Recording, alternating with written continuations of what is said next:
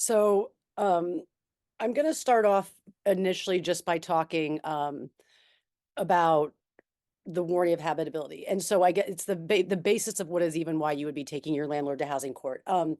So on the first slide, um, it's we're going to talk about the laws, a little bit more detailed than this, but it's specifically you have the right to a livable, safe, and sanitary apartment. This is in the source of the law is Real Property Law 235B. If you are interested in looking it up and reading more, it doesn't have to be included in your lease. It's implied in every lease, whether it's oral or written. And this is a right that can't be waived. If you had a lease that somehow said that um, any of your like rights to the warranty of habitability were waived, that would not be a lawful or clause, right? That would be a voidable part of a lease. So on the next slide, you'll see that also this warranty covers your entire apartment, but it also covers like public areas, hallways, stairwells, elevators, and things like that. So it doesn't just apply to the conditions in your own apartment, it applies to conditions around you in your building as well. And so then on the next slide, um, you'll see that one of the issues though that people, if you cause the conditions for any reason, it's the responsibility of the tenant to remedy that. That would not be considered a breach of the warranty of habitability. So the conditions would have had to have been caused either by the landlord or, by some other, on their own. It couldn't have been something that you caused or that was your fault. So on the next slide, we'll also see that your landlord has a duty to repair, right? So that's implied in the warranty of habitability. They have to do repairs in your apartment. This is something that they are obligated to do. They have to maintain systems, any appliances that they installed. So, they have to maintain like plumbing, electrical, if you have elevators, things like that. They have to make repairs and do them in a reasonable amount of time. And then, of course, free from like things like vermin and pest. This is not totally conclusive, but there are other things that they have an obligation to do. So on the next slide, you'll see that you have a remedy for this. If your landlord fails to do any of these repairs or keep your systems, like again, the elevators, heat, hot water, plumbing, things like that in good working order, then you have rights to seek remedies. And you may be impossibly entitled to a rent reduction if you're a rent stabilized tenant or possibly a rent abatement. We'll talk a little bit more about that later. So on the next slide, you'll see that you also could possibly qualify for a building-wide abatement. Courts have granted, abatements to tenants who have failed, like for building-wide services as well. And again, these are conditions that affect, building conditions that may affect the health and safety of the occupants, and that would be part of the breach of warranty of habitability. So on the next slide, we'll talk a little bit more about what you would do before you even start a case. Documentation is really important. This is one of those situations where videos are very helpful if it's things like leaks, photos. You want to keep logs with time and dates. You would want to keep, you want to keep the information like temperature and things like that, the duration that you didn't have the service, but you want to keep as many you would make as much documentation as possible. Uh, Which I'm sorry, which one were we on? two more slides forward, I think. Yeah, No. this one. Thank you. Yeah. So, and you just, and then you want to keep any logs of any reports that you made to the city or the landlord as well. But documentation is going to be very helpful because in these situations, this is going to be your proof of the conditions that you're speaking about. So, when it comes to, I know heat is a major one, you can keep temperature, take temperature readings or hot water, things like that, but, keep time, dates, and things like that, that you are able to note. Um, so then on the next slide, we'll talk about after you start document everything, you also want to make sure you're communicating with your landlord. That's always going to be the first step. You want to give them a chance to remedy the situation. I know landlords are often not responsive, but generally speaking, you should put it in writing, send it by certified mail. So at least they're on notice that the issue is there and you want to give them a chance to resolve it. This is not necessarily fatal, but you would still want to take this step if possible. And so after you inform your landlord, your next step would be to start reporting the issues. And so on the next slide, you'll see that there's a few things that you can do. If your landlord's unresponsive, you should start calling to 311. 311 will send out an HPD inspector, and this will essentially create a paper trail, right? It shows that the steps that you've so far taken to remedy the situation. And so on the next slide, you'll see after you have an inspection, your landlord may be cited, right? They'll come and check out the apartment. And if there's any violations, they can then cite your landlord. And there's I think it's a few more, one more forward. Or one more, sorry, one more forward. And so there are, or I apologize. So there's three types of violations. There's A, B, and C. So Class A violations are considered non-hazardous violations, and your landlord has 90 days to repair those. When it comes to hazardous violations, they have 30 days, and then immediately hazard Class C are 24 hours. Um, so you want to check, and then on the next slide, you'll see that there's also something called rent impairing violations. This is a defense that you can use in housing court, where these are what HPD would call like immediately hazardous to health and safety. And on the next slide, you can see that it is possible, and this is a little bit beyond the scope, and these are more rare. So this is something you might want to consult like an organization or an attorney about. But if your landlord doesn't correct a rent impairing violation within 6 months, you may not be required to pay rent until the violation is corrected. But to like exercise this right, you have to go to housing court first. So that would be the time that you would use this. And so on the next slide, you'll see that if you live in a NYCHA housing, you don't call 311. You would instead call the NYCHA centralized call center. And the phone number is on this slide, 718-707-7771. Make sure you get a ticket number when you do. And then you should also send a letter to the housing assistant. But so the NYCHA process is a little bit different. You can start a HP action if you're a NYCHA resident. It's just the initial documentation process is a little bit different. So you want to just make sure you do that instead of calling 311.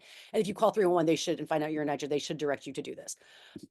Okay, so on the next slide, we'll see that some strategies that people take.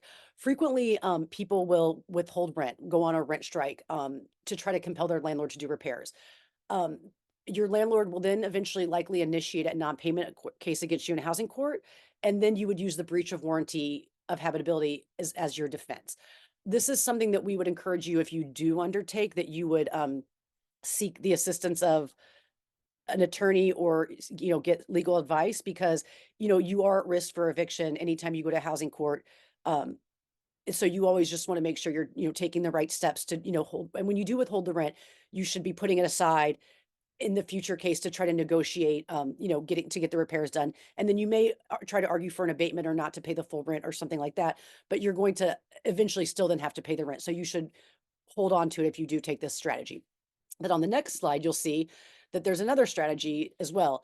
So if you go on rent strike and then you allow your landlord, that's you're on the defense in that case. You can also take an proactive stance, and you can take a case and start a case against your landlord. And that would be called an HP action. And so that would bring a case you would bring against your landlord and try to compel them to make repairs and also to provide you essential services. And so you can bring, you see on the next slide, an HP action. You can bring an HP action both for repairs, and this is where you would also bring a case for repairs with harassment as well. So if you have, and we'll talk a little bit more about harassment at the end of the presentation, but that is the avenue in which you would be able to try to find a remedy if you feel like your landlord or one of his agents is harassing you. So on the next slide, you'll see the people who can bring an HP action.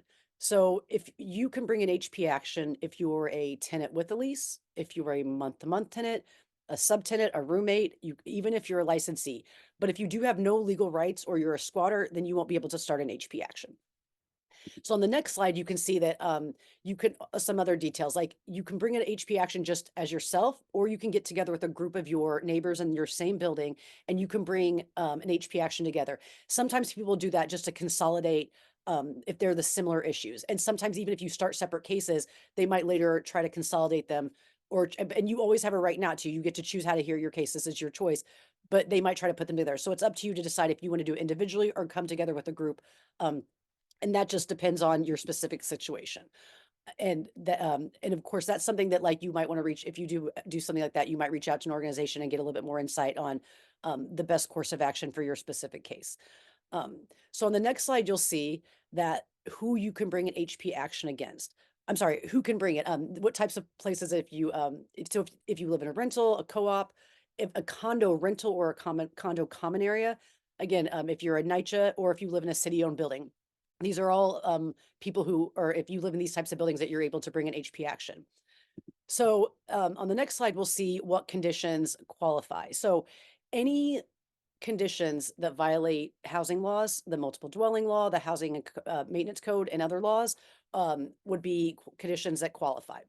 So there's this is a on the next slide, a non-exhaustive list, and it's very long, but like some examples on the next slide you'll see are like no heat and hot water, leaks, mold, a lack of essential services, like non-functioning windows, wall and ceiling damage, but it's extensive. I mean, this includes also like if you're missing your carbon monoxide or smoke detectors or sprinklers, if you're missing, if there's doors or locks on doors are broken or not working properly, if you have an elevator, if it's broken, if you have inadequate janitorial services, trash buildup or garbage or filth, um, in any part of your house, the list is extensive. Obviously vermin, these are all things that qualify. So on the next slide, you'll see that you should also one step you should take when you look at this is you should check HPD. They have a website, HPD Online, and you can check for any violations that are already on your apartment and on the building. So it's helpful to see that too in terms of reporting, and you should also be able to see the reports you make there in the future. So on the next slide, we'll get into a little bit more of the heart of it, which is like, how do you start an HP case? So once you've done all this, you've talked, you've informed your landlord. If once you've called 311 and you've taken these steps, and you've decided that now you need to start an HP case to compel your landlord to do these repairs, then you're going to want to go down to your clerk's office at the housing court in your borough. Each borough has its own housing court, and you're able to file your case there. You do not need a lawyer to start an HP case in housing court. They've designed the process to be as simple and straightforward as process, so you don't need an attorney to do it. However, there are some organizations that may be able to assist you if you do, and you can obviously hire a lawyer on your own if you want. But a majority of these cases are brought by the tenant and are able to be done on their own. So it's, that's an avenue you could take, but the entire intention of the system is for you to be able to do it on your own as a pro se, which is what they call a pro se petitioner, and without this assistance of an attorney. So on the next slide, we'll see that once you do get to housing court, they're going to give you some forms that you're going to need to fill out. Those forms are in English. They do provide interpretation, but just be prepared for that. You can bring any documentation that you feel like you need to submit as part of your case, but it's going to take you some time to fill those forms, and you should be able to get the forms, leave with them and bring them back later if you don't want to stay there and fill them out as well. So on the next slide, you can see that once you have the forms, you're going to also need to know your landlord's name and address. And you can find that, sometimes on your rent bills, if you're not sure, there's a website called Who Owns What that JustFix runs. You can check that out. And then HPD Online and Acris. And you can actually access HPD Online and Acris through Who Owns What. It's sort of has all the links there. But you can look up it should show you who's the registered owner of the building, and that's where you can get that information. If you have any questions or concerns or you're not able to find that, then you can reach out to, like Palantir, another organization. They can help you find out who your landlord is. On the next slide, you'll see that once you who you can bring it against. You can bring it against anyone that's in control of your building. So anyone who's like the owner or the managing agent. It's often recommended that you try to name as many respondents as you can or want. This will just sort of increase your odds of getting the conditions resolved, right? So you don't just have to bring it against one person. Usually there is an owner, there's a few different agents. You can bring it against all of those different, those people. So on the next slide, you'll see that to start a case, it's going to cost you $45. They accept cash, money order, and bank check. You can't pay with a personal check or cards. If you do not have the $45 or are unable to pay it, there is an avenue called Poor Person's Relief that will help you pay. The court will allow you to pay to proceed without paying. You'll have to fill out some additional forms and ask the court, and you'll need to have proof of income. It's a fairly straightforward process, though, and that will eliminate the $45 fee if it is a problem. So on the next slide, once you do all that, you fill out the forms and you file it with the clerk. They're going to give you, all your paperwork. They'll give you an index number, and then you'll have to serve your landlord at HPD. So you have to put them on notice that there's also there's going to be a court case. And then on the next slide, you'll see that once you get to your court date, you'll be assigned a court date. And once you get to that, you'll likely have a conference with the landlord and HPD. And usually often there's two ways they're likely resolved. I mean, often they'll sign a consent order. It's like a pre-printed form, or like a stipulation of settlement. And this will include like times, dates, and what repairs need to be done. You should be able to present the documentation of the repairs that you do need, and you should be ready for dates that you'll be able to be around. So the landlord will be able to have access to repairs. And speaking of, on the next slide, we'll talk about that the importance of access. Access is very important, especially if you're asking for repairs. On the next slide, you'll see that you have to give your landlord access to repairs. You hear me? Um, what? I'm sorry? Oh, yeah. 1 second, because somebody raised their hand. So if you do have a question, place it in the Q&A box, and we'll get to it once Melissa's done presenting. Okay, that's all I wanted to say. Okay, no problem. Thank you. Yeah, sorry. No, it's okay. Um, so yeah, so you need to provide your landlord access to do repairs. And if you they do have to give you reasonable notice, but you can be at risk for eviction if you don't allow them in to have access. It's one of your rights too, is are allowed to have access to come in and make, repairs and take care of the apartment as well. So on the next slide, you'll see the process can feel intimidating and confusing. So if you do need assistance, there are help centers at each of the housing courts.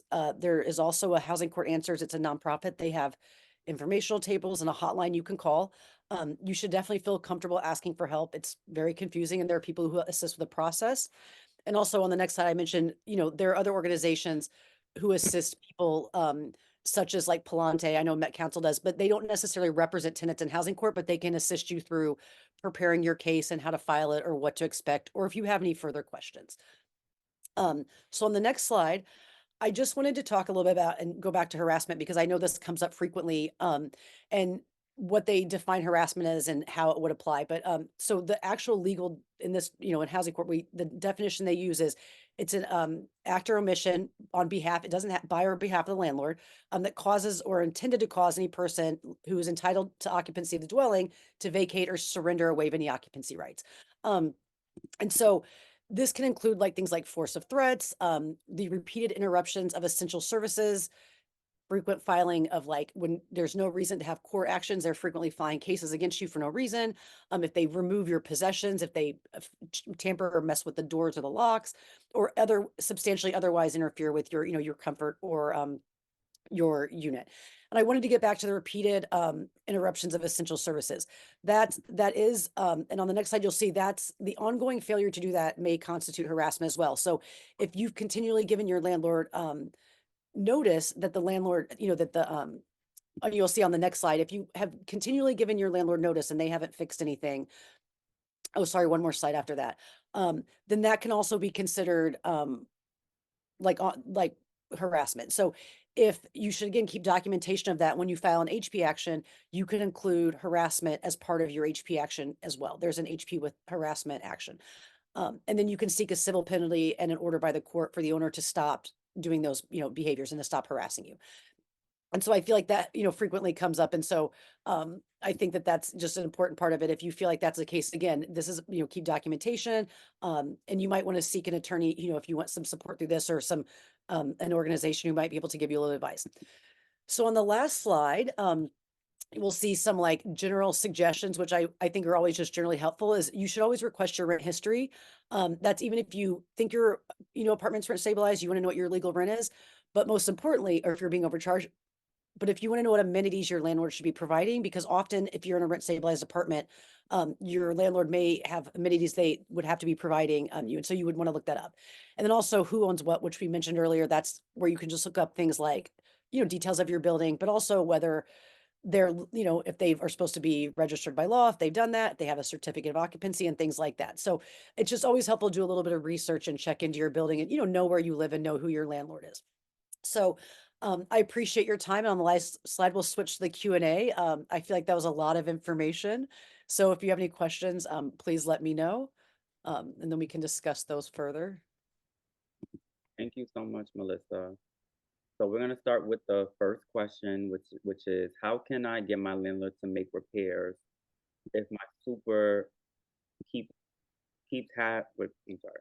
How can I get my landlord to make repairs if my super already fixed the I guess half fixed the problem? Like, So I think if what you're saying is that your super is kind of doing repairs and they're not adequate and they're not doing them correctly, and you want them to do them like more correctly, then again, these are the things that you should definitely and put it in writing with your landlord, but then, ask them, that you want certified contractors out to things like that. You can make those requests and see, but then it's just, if the repairs are not adequate, you should just, again, go through the same process, report to 311 And if that, the inspector will come out and they'll have repairs. And if not, then again, you can go through through the process of starting a court case.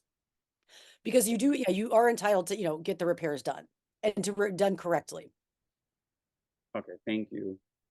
The next question is, what if my landlord still doesn't do repairs, even if the judge rules they have to? So if you get a court order from from the court, from the judge, and that is where they have to do repairs, you should then bring them back. You can restore the case and you can again ask them to, the judge to continue to do it.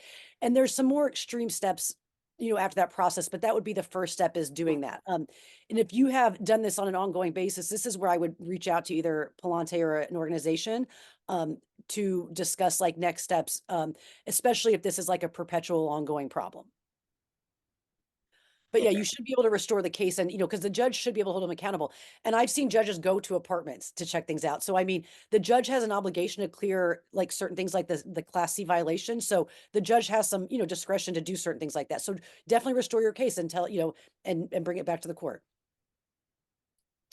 okay. The next question says, can I refuse to sign my lease if my landlord doesn't make repairs?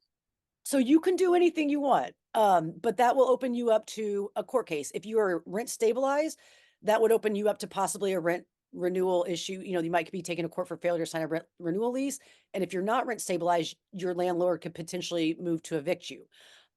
So I would encourage people in this case to you can always sign your lease. That's not really the avenue to compel repairs. The best thing to do would be to sign a lease and then get the repairs done because you are protected from retaliation and where your landlord once you do make reports like this you're up to your landlord can't then start a case and evict you if you're in free market apartment and not at all if you're rent stabilized for making reports. But that's the case. So you should definitely like that. Yeah, so in a free market apartment I was to say they can do whatever they want. So but you could reach out to Palante too if you have any more questions because I think it's also those can get kind of fact specific. Yes. The next question says, what are the stats of tenants winning when self-representing? Do they win cases often? So it's, I don't know that I have specific stats, but yes, tenants frequently win cases. Housing court cases are public. And so you can, if you knew it like a landlord attorney's game, you could go and look up the HP actions they did. They're frequently successful because the idea is HP steps in, they're getting inspection and the city gets involved and there's an accountability process to get it done. And as someone mentioned already, frequently there is the landlord will not make the repairs even if the court, initially. There are ways to compel them eventually, but they frequently like try to defy the orders. But no, landlords or the tenants, I wouldn't say they necessarily win these cases, but usually they get what they want, right? Almost always, if you prove that you have these conditions that need to be repaired, the landlord's gonna have to fix them. And if they don't, then the city can step in to fix them. And there's some other, and other remedies that you have. So I would say that they're fairly successful because if you come to court and you have the evidence, you're likely going to at least get an order to get those repairs done. So I would say the stats are almost always like if that's what you mean by winning, like always going to work out in your favor if you have repairs that or that conditions that exist that violate these laws and the landlord needs to repair them. Okay. The next question is about HRA. It says, if HRA is paying a person's rent and there are fixture issues in the apartment, do they follow the same reporting process tenants feel because HRA is the payee? They have no right. No, absolutely. It does not matter who is paying your rent. You are still a tenant in that apartment, regardless of like who pays your rent, right? It doesn't matter. You have the exact same rights. And I'm not sure what you mean by HRA paying the rent. I'm guessing you mean they have some kind of voucher like city FEPS or FEPS, or maybe they have shelter allowance. But in that case, in those cases, still retain all the rights as a tenant. You don't waive those rights. Like you still have a right to safe livable conditions, and you have a right to hold your landlord accountable for violating that. So no, and that's the case. And I that's a frequent thing that comes up because I know people are nervous about that and that it affecting their voucher. So if that's a concern, you might suggest that person reach out to us or call the hotline or something and to ensure them that they absolutely do have rights and that just because, in that case, I mean, and actually interestingly, like the voucher apartments usually have to pass some kind of inspection, especially things like Section 8. Like you have to have your apartment has to be up to a certain standard, and the city won't pay that their portion of money if the landlord, if the repairs are not done. So there, I feel like there is definitely like they're concerned about repairs being done, HRA. So there, that yeah, that person should speak to us, but they do have rights. Thank you, Melissa. The next question is, I'm the president of a tenants association, and many tenants have no rent stabilized renewal leases. Is this considered harassment? So, this is it could be, right? It's like most things. It's there's no hard and fast like set rules, but it's sort of like a totality of like all the facts. So it's possible. That's something that I would encourage you to that reach out to us about and set up a meeting and talk about like a little bit more details and like maybe numbers, times, things like that. So, and then there also might be some other things that you know, factor into harassment. Doesn't have to be just related to rent renewal leases. There could be other things that they're doing to tenants as well. So that's something I would encourage you to reach out because it could possibly. Mhm. And a continuation of that is owners putting eviction notices and tape on the front of people's doors that everyone can see. Is this considered harassment? So unfortunately, and this comes up a lot, it's not because you have to be put on notice of court documents and marshal's notices. And the way that they do that is the front door. And I know that's not ideal for the person. And I feel like it puts everyone's business on blast. But unfortunately, that's the process is because you have to be able to they have to make sure you see the notice and it's clearly, not missable, right? And they also mail it to you. But no, I know that's a frustrating process, but that would unfortunately not qualify as harassment. Now, if your landlord is constantly serving you papers and things like that, that could rise to the level of harassment or constantly starting unnecessary cases and things like that. So that could factor into it. But unfortunately, putting your business out there isn't as frustrating as that is. The next question is kind of not a question, but I think we could direct her. Okay. Says my toilet is always had no water in the daytime during the summer. It does not flush. The landlord claims it's because of the hydrants are open, but the super says it's because the pump is old in the building. Yeah, I was gonna say, I can't imagine how the hydrants but have anything to do with it, but, that's while that's unfortunate for them, that's really not your concern. That's the kind of thing that you should be reporting. Same thing, start once it starts happening, keep documentation of it, keep and then start reporting it. That's just something again, that's plumbing, that falls under plumbing, and your toilet should flush. So that's something that you should definitely start reporting as it begins to happen. These are but once you're going to need conditions to exist to happen, like you couldn't call 3-1 for conditions that haven't occurred yet or occurred in the past. They would need to be sort of occurring now. So as soon as they start, it's happened, start, and put your landlord on notice. You might send a letter soon saying, "Hey, it's summertime. This is always a problem. Just so you know, I'd like to make sure my toilet flushes this summer." And then, start the process. Hopefully that helps you. But I'm not going to say your name, but the person that asked that question. How does one serve HP papers on the landlord? So they'll give you instructions. They will vary in the way that they sometimes do it. It will just kind of depend on the clerk you get that day. Sometimes you'll need to go serve them in person. Sometimes you can mail it. Sometimes you can email it. There's a few different ways. Sometimes you can do it online. It really just depends, but frequently it's just handing your landlord the papers or you making sure the landlord gets the papers. And then you would then have to come back to court and just file an affidavit on the day of your court date and say, "Hey, I served my landlord and did this." Um, and you can also hire a process server if you wanted to, but that would cost money, or have your friend or someone do it, if they wanted to. But there's a few different ways. But the court will, when you file the court case, will give you specific instructions on how they will have you serve the landlord. Okay, this is a follow up from the. You're following along, Melissa, right? In the Yes. Q&A. She says, my first lease was rent stabilized, but the subsequent ones were fair free market. Is this legal?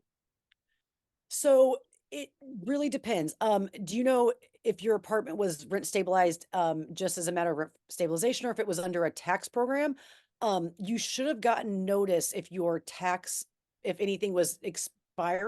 But the answer is usually no. And my suggestion would be to make an appointment with us and bring in your leases and let us look at it because that seems unlikely. It seems that you should know. I mean, once you're a rent stabilized tenant, generally speaking, you maintain that rent stabilization for the duration of your tenancy. So, I would encourage you to bring that in and let us look and see what happened or what the course of action. Again, because there may are some rare exceptions, but no, I usually no. Um, I think that was our last question for right now. Hold on. Oh, okay, this is a long one. I'm gonna read it. I complained to management about repairs, and now I've caught rats. Yesterday alone, I caught three big ones and even took pictures. Informed the super, and still nothing. My mom passed away 5 years ago, and I'm still fighting for my childhood home. I've been here 43 years, and in court fighting since she passed. They started repairs over a year ago, never finished. I have mold cracks around the window frames, like the walls are detaching from the window. For 5 years, they didn't repair the refrigerator and stove. I recently had to go out and purchase them. Okay, so there's a few things that caught my first. I'm really sorry to hear about your mom and also that you're dealing with this. This is obviously very frustrating. It's it's just always amazing what landlords will do.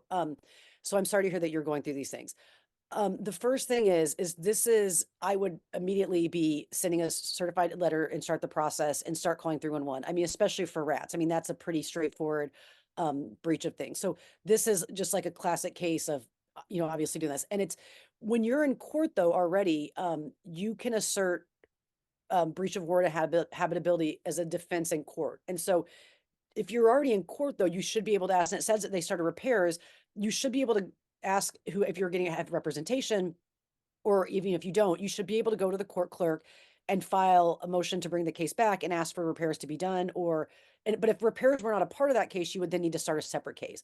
But if you in this case said you had warrant of habitability issues, you could use this court case to try to compel repairs. This sounds really frustrating because it should not take, usually the court will give you 30 days within starting to try to finish repairs. A year is a long time. And especially with things like mold and things like that.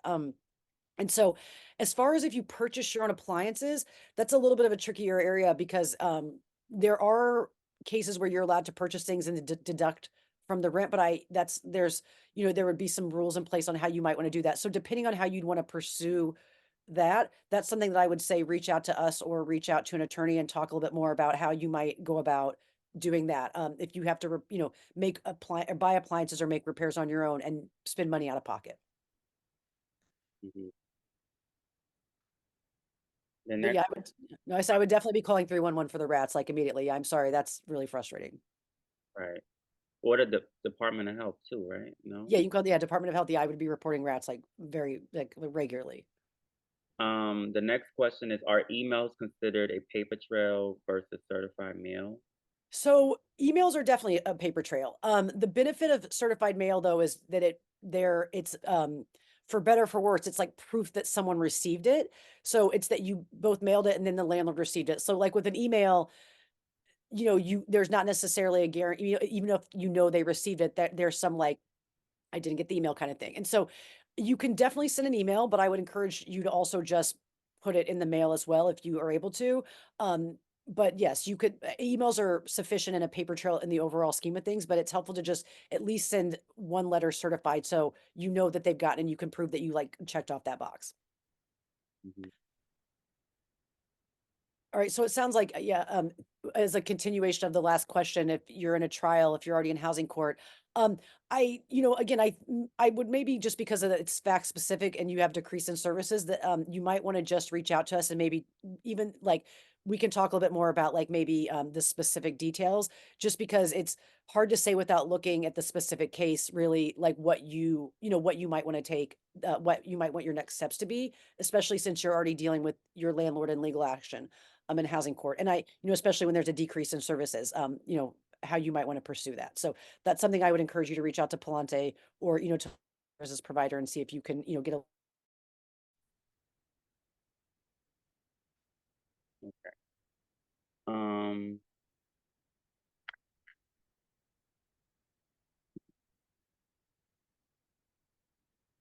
Okay. Well, if there isn't any more questions, um, I see two people have their hands raised. I'm not sure. If you have your hand raised, you have to put your question in the Q&A.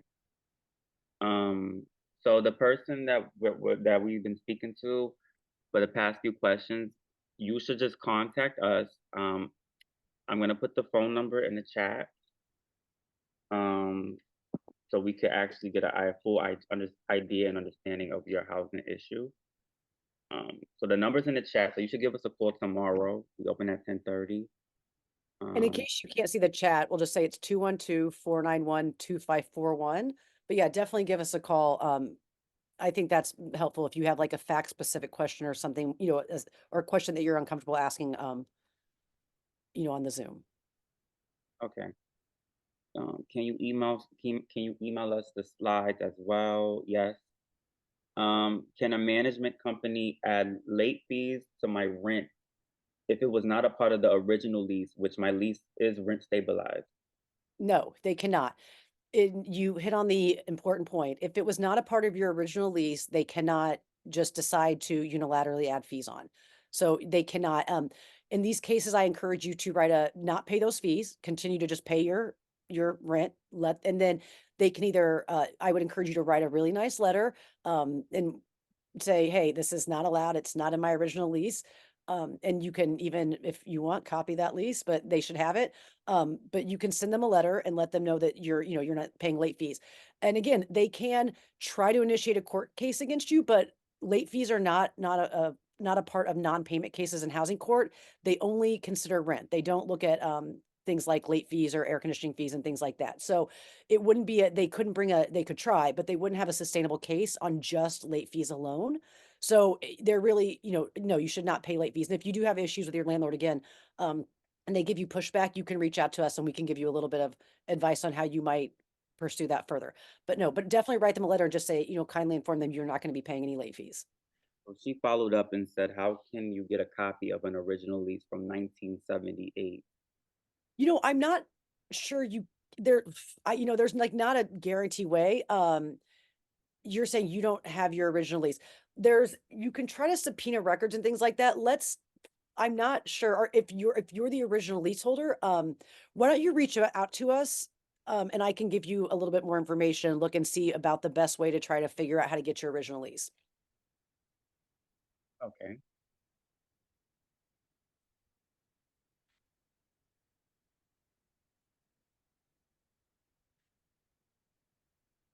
Yeah, Yeah. THCR does show the rent, and you could request your rent history. Right. Yeah. If you're rent stabilized, you should be able to request your rent history. And again, even if you don't think you're rent stabilized, you should try to request it. They won't send you one if you're not. It's just helpful because in some circumstances, frequently people are rent stabilized and they don't know it because a landlord will frequently not tell you. So you should always just try to request your rent history. It's free, it's anonymous. You should definitely do it. And then it should tell you also the services and yeah, and also your rent. And you can see if your landlord's overcharging you and or if your apartment's rent stabilized. But yes, definitely suggest that. Thank you, Javier, for saying it.